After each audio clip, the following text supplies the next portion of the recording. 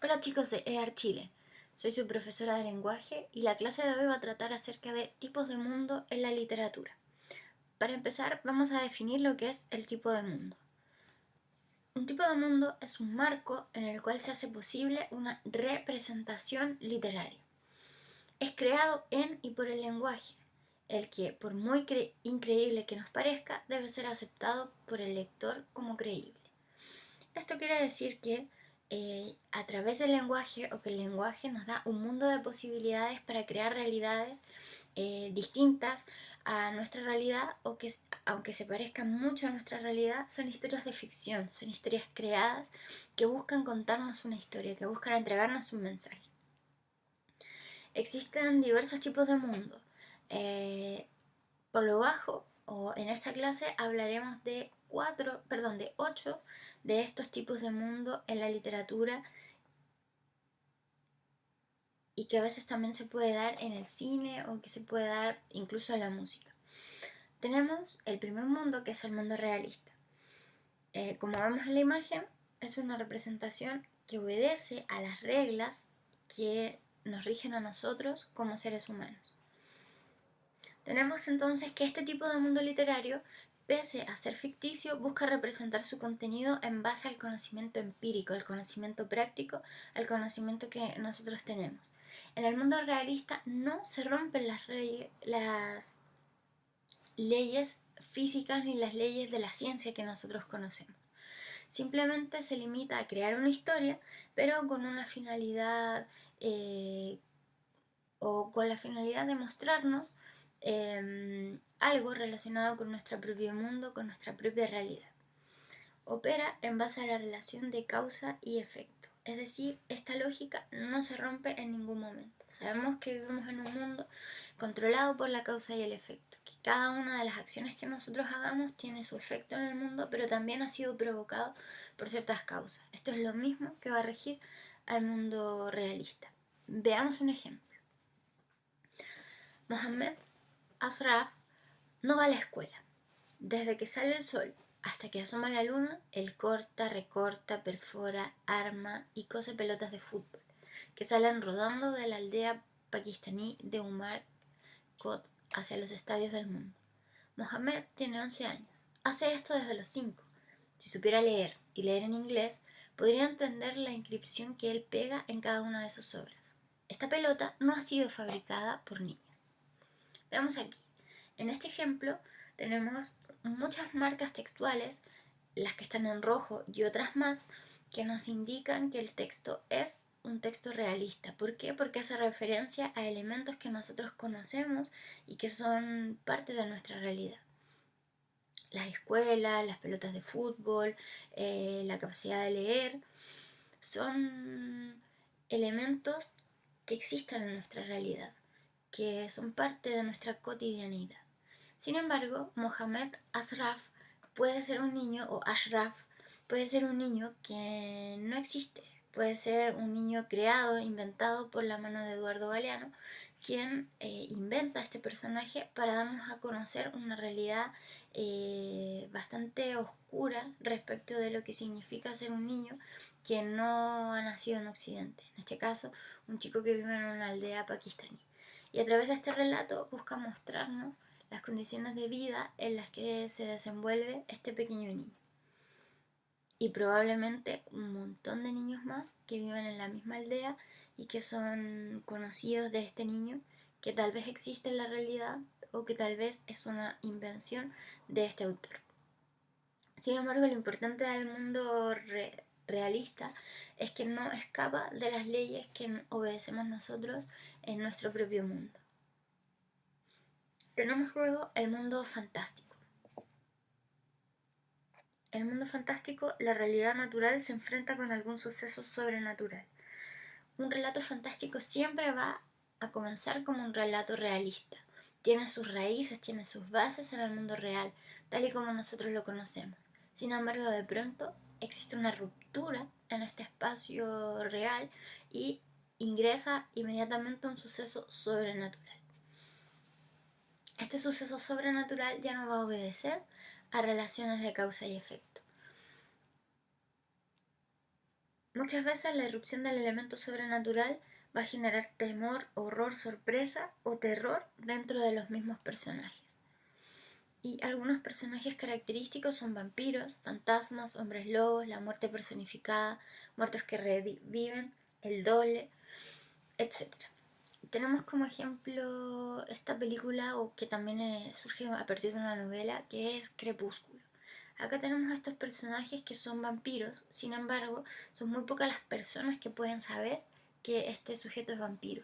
Y cuando las personas se van enterando de la naturaleza de este personaje, comienzan a sentir horror, comienzan a sentir espanto. ¿Por qué? Porque no es un personaje natural, no es alguien que obedezca a nuestra realidad. Por lo tanto, viene a romper con nuestras leyes físicas, viene a romper con la cotidianidad y con ese principio de causa y efecto al que estamos acostumbrados en el mundo realista. Un ejemplo literario dice: «Qué extraño», dijo la muchacha avanzando cautelosamente. «Qué puerta más pesada».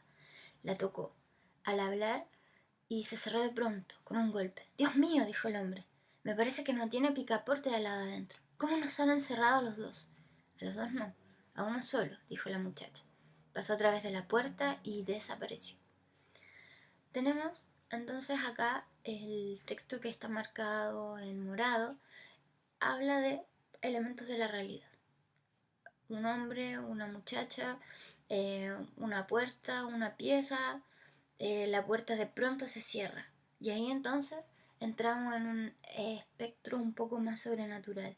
Pero cuando ya el texto se vuelve absolutamente fantástico, es cuando la muchacha señala que solamente él ha sido encerrado, porque ella puede desaparecer y eso hace, como un fantasma, traspasa la puerta, traspasa las paredes y seguramente deja horrorizado a este sujeto que ya estaba un poco atemorizado antes de que la muchacha hiciera esta desaparición tan fantástica.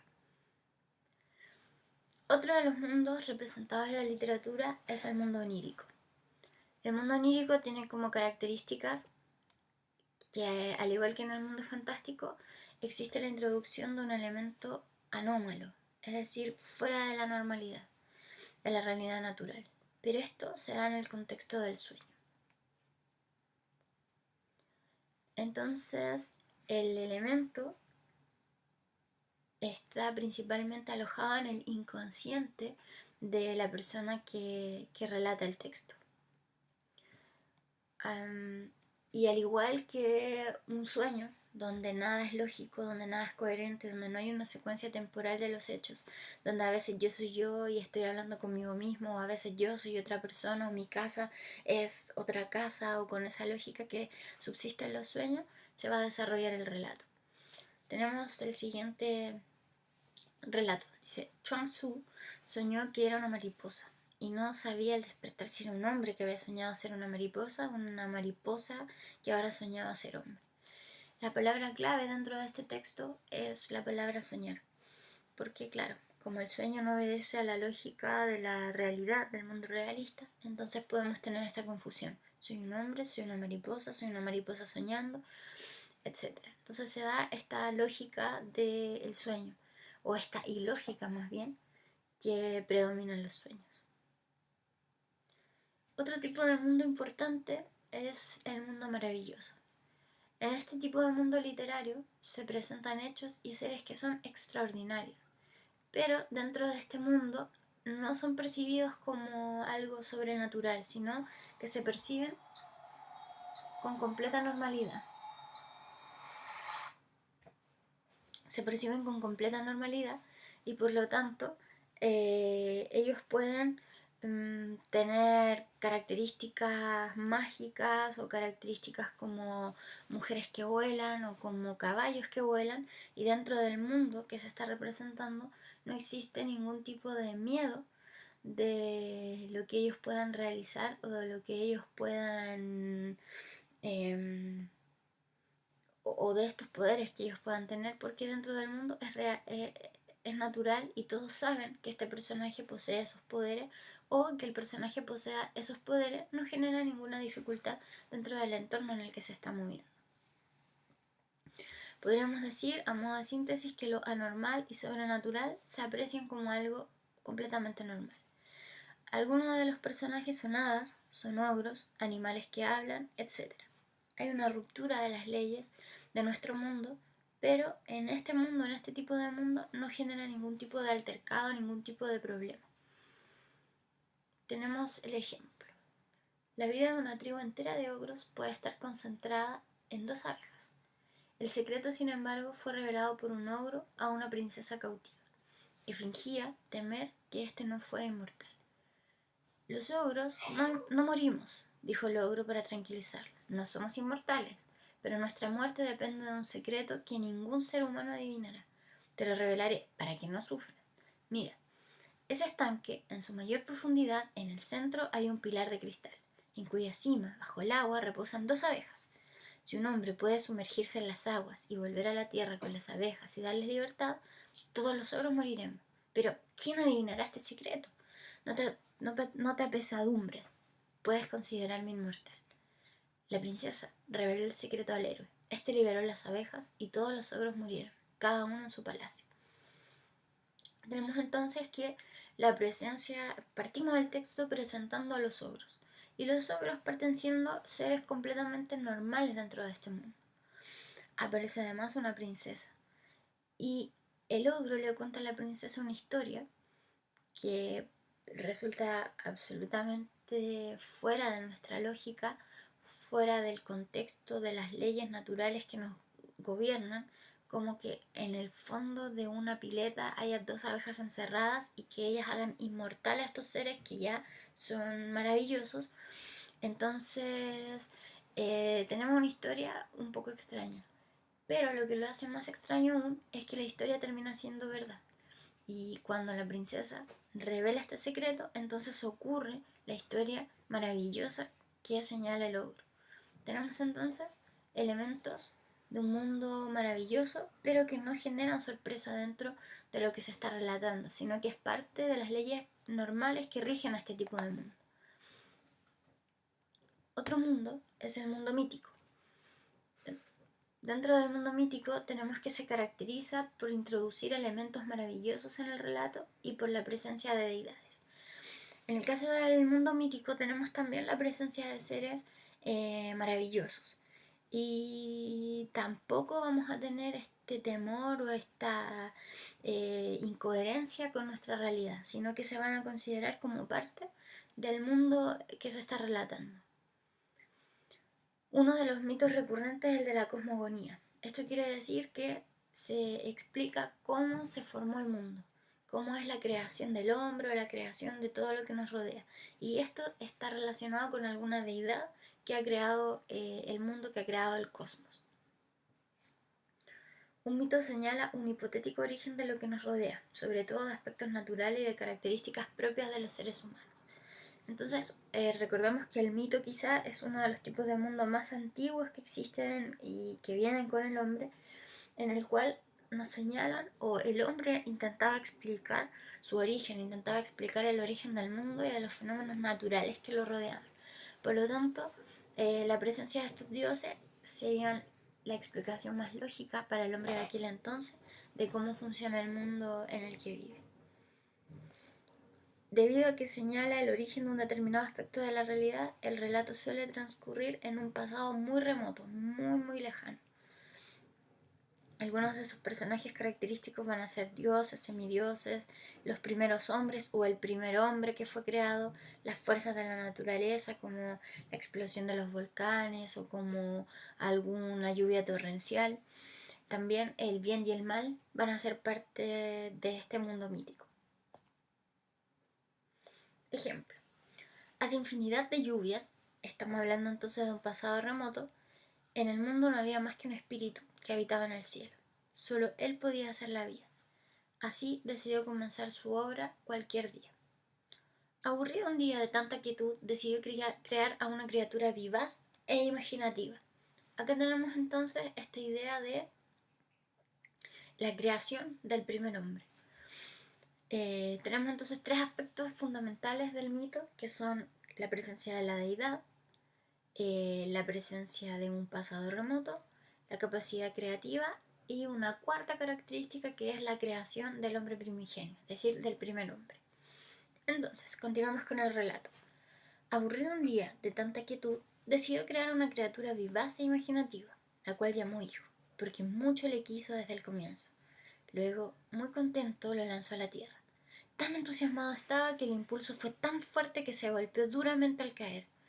Su madre, desesperada, quiso verlo, y abrió una ventana en el cielo.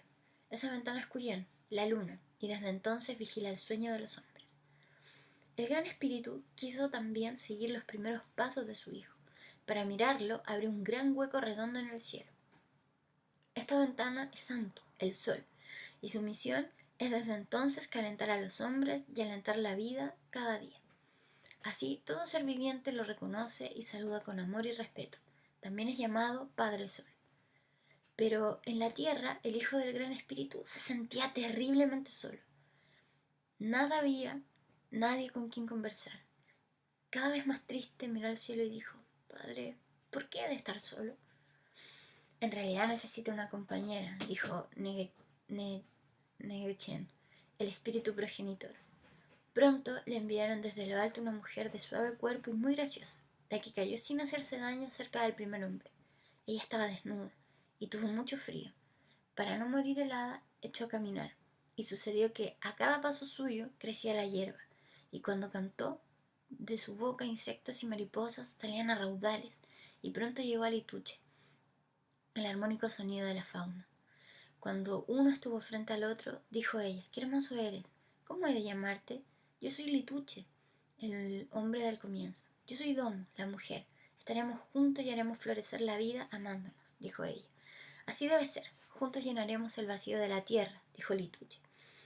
Mientras la primera mujer y el primer hombre construían su hogar, al cual llamaron Ruca, el cielo se llenó de nuevos espíritus. Estos traviesos chirrubes eran torbellinos muy temidos por la tribu. Lituche pronto aprendió que los frutos del pehuen eran su mejor alimento, y con ellos hizo panes y esperó tranquilo el invierno. Domo cortó la lana de una oveja. Luego, con las dos manos frotando y moviéndolas una contra otra, hizo un hilo grueso. Después, en 4 palos grandes, enrolló la hebra y comenzó a cruzarla. Desde entonces hacen así sus tejidos en colores naturales, teñidos con raíces. Cuando los hijos de Domo y Lituche se multiplicaron, ocuparon el territorio de mar a cordillera. Luego hubo un gran cataclismo. Las aguas del mar comenzaron a subir, guiadas por la serpiente Kaikai. La cordillera se elevó más y más, porque en ella habitaba Tren Tren, la culebra de la tierra, y así defendían a los hombres de la ira de Kaikai. Cuando las aguas se calmaron, comenzaron a bajar los sobrevivientes de los cerros. Desde entonces se les conoce como hombres de la tierra o mapuches. Siempre temerosos de nuevos desastres, los mapuches respetan la voluntad de Negechen y tratan de no disgustarlo. Trabajan la tierra y realizan hermosa artesanía con cortezas de árboles y con raíces tiñen lana. Con fibras vegetales tejen canasto y con lana mantas y vestidos. Aún hoy en el cielo Cuyén y Antú se turnan para mirarlos y acompañarlos. Por eso la esperanza de un tiempo mejor nunca muere en el espíritu de los mapuches, los hombres de la tierra. Vemos entonces cómo a través de este relato se da cuenta del origen de un grupo de humanos, los mapuches, y de muchas de sus tradiciones, de cómo ellos aprendieron los elementos fundamentales de su cultura. Otro tipo de mundo es el mundo utópico. En el mundo utópico vamos a tener que etimológicamente proviene de la palabra utopía, es decir, un lugar que no existe. Se tiende a apreciar este lugar como una reacción alternativa o salida al mundo existente. Y en este mundo no hay diferencias sociales, todos sus personajes viven en concordia.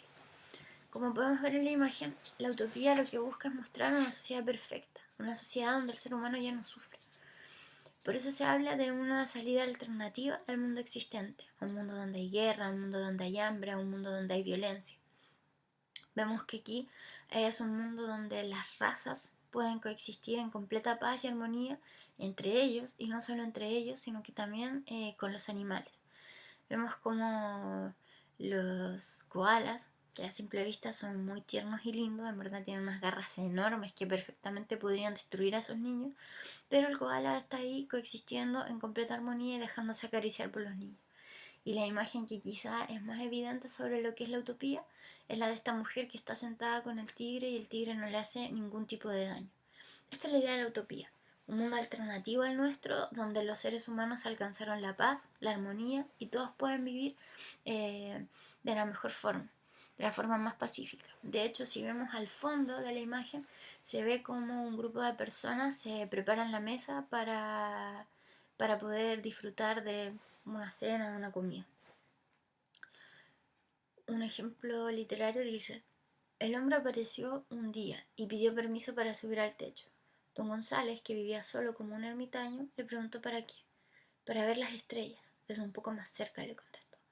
Don González no se negó. ¿Cómo le va a negar a un hombre amable subir al techo para un motivo tan noble? A la mañana siguiente aún permanecía allí. Le alcanzó de comer y una botella con agua. Luego le ofreció un colchón, pero lo rechazó, con educación. El hombre permaneció esa noche, y la siguiente, y la siguiente. Para la cuarta noche se acercó un grupo de 10 personas, toda gente del barrio. Le pidieron permiso a don González para subir al techo y hacerle compañía al hombre. No podía negarse, los conocía de toda la vida y siempre habían sido buenos con él. Al día siguiente llegaron más personas, y al otro, y al otro. Y a los 10 días, el dueño de la casa tenía casi 70 personas sobre su techo. Dado que no podía alimentar a tantos, todo el barrio colaboraba. Algunos se encargaban de preparar la comida, otros de alcanzar agua. Un grupo recolectaba mantas para cuando refrescaba. Unos muchachos se encargaron de alquilar unos baños químicos que instalaron en el patio. A los 15 días ya eran más de 100. Para entonces el barrio ya estaba organizado. Parecía un engranaje funcionando a la perfección. Cada uno cumplía su rol y todos participaban alegremente. Ese día se dieron cuenta que el hombrecito que había iniciado todo ya no estaba. Lo buscaron en cada rincón del techo, en los baños, en las casas aledañas, en otros techos, pero no estaba. Se había ido lejos. Lejos de desilusionarse, los vecinos estaban felices porque gracias a él habían aprendido a convivir. La gente se bajó del techo, pero nadie cesó de colaborar con los demás. Todavía conservan la puntualidad de juntarse en las calles al salir las primeras estrellas, para compartir unas empanadas al horno, pastelitos o sanguchitos, y contemplar absortos todo lo inmenso que nos rodea, pero a la vez tan lejano. Cuando vuelven la vista a su alrededor, comprenden entonces que todo lo que está cerca es más grande, real, tangible. Y entonces ahora lo cuidan, porque entienden que es aún más maravilloso que todo ese catálogo de estrellas que los visita cada noche. Dicen que el hombrecito va de barrio en barrio, aunque no en todos los techos le permiten subir. Acá entonces tenemos el ejemplo de un grupo de vecinos de un barrio que aprendan a coexistir en completa armonía, que aprendan a apreciarse los unos a los otros y que son capaces también de apreciar su entorno más cercano, y a considerarlo maravilloso y a sentirse agradecidos de lo que están recibiendo en ese lugar. Otro mundo literario es el mundo del absurdo. En el mundo del absurdo tenemos que hay un constante sinsentido de lo que se expresa y de los hechos que acontecen. Es decir, nada tiene una razón de ser, nada tiene una lógica dentro de lo que se está expresando. Su idea principal es desarrollar un mundo que carece de toda lógica. La incoherencia tiende a ser la base de este tipo de mundo. Tenemos entonces, por ejemplo,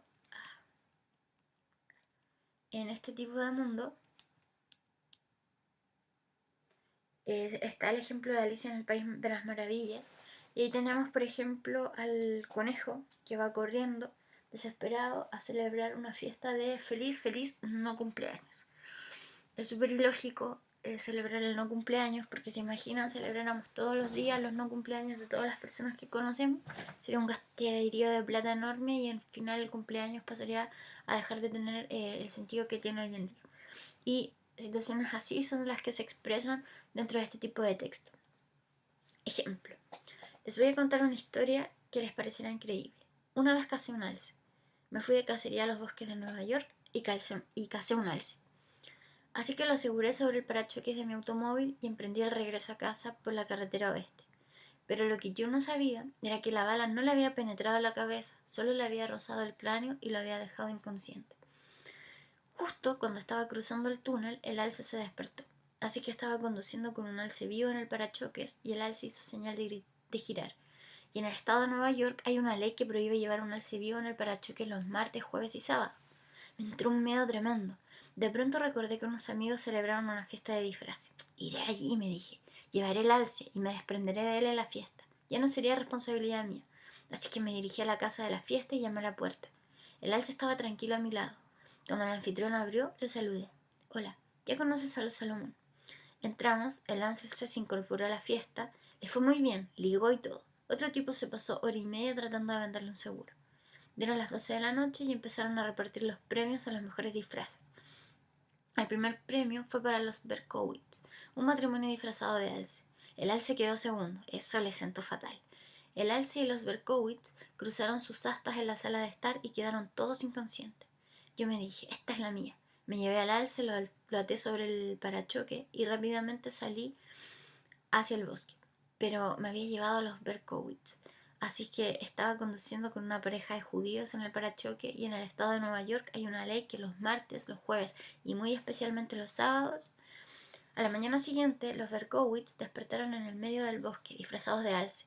El señor Berkowitz lo cazaron, lo disecaron y lo colocaron como trofeo en el Hockey Club de Nueva York. Pero le salió el tiro por la culata, porque es un club en donde no se admiten judíos.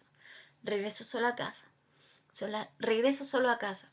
Son las 2 de la madrugada y la oscuridad es total.